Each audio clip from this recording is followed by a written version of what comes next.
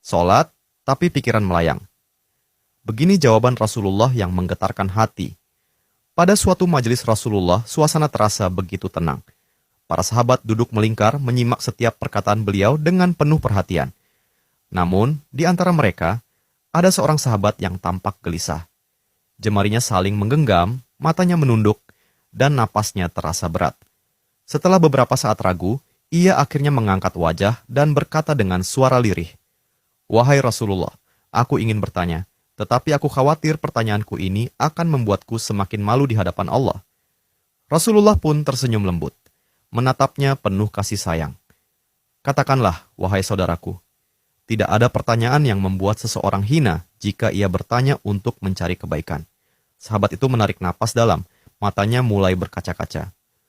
"Wahai Rasulullah, aku merasa salatku sering tidak khusyuk. Kadang aku mengingat urusan dunia, kadang pikiranku melayang entah kemana. Aku takut salatku tidak diterima oleh Allah. Apakah dengan salat seperti itu, aku tetap mendapatkan pahala?" Suasana majelis seketika menjadi hening. Para sahabat lainnya ikut menunduk, merasakan kegelisahan yang sama.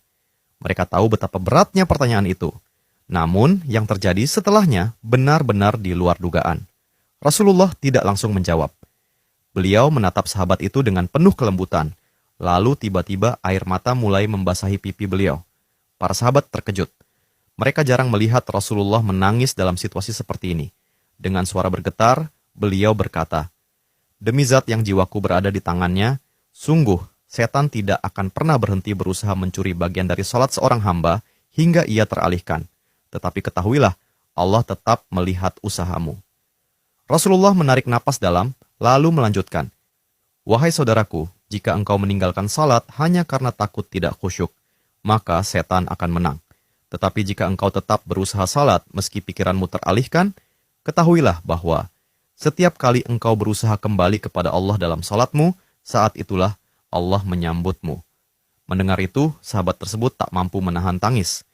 Begitu pula para sahabat lainnya. Kemudian Rasulullah melanjutkan dengan penuh kelembutan. Bayangkan seorang ibu yang melihat anaknya berjalan ke arahnya, tetapi anak itu sering jatuh dan tersandung. Apakah sang ibu akan marah? Tidak. Ia justru akan berlari menghampirinya, mengangkatnya, dan mendekapnya erat. Itulah Allah. Ia lebih penyayang daripada seorang ibu kepada anaknya. Selama engkau terus kembali, Allah akan selalu menerimamu. Air mata mengalir di pipi sahabat itu. Kata-kata Rasulullah begitu menusuk hatinya. Sejak hari itu, ia tidak lagi putus asa dalam sholatnya. Ia tetap berusaha khusyuk, dan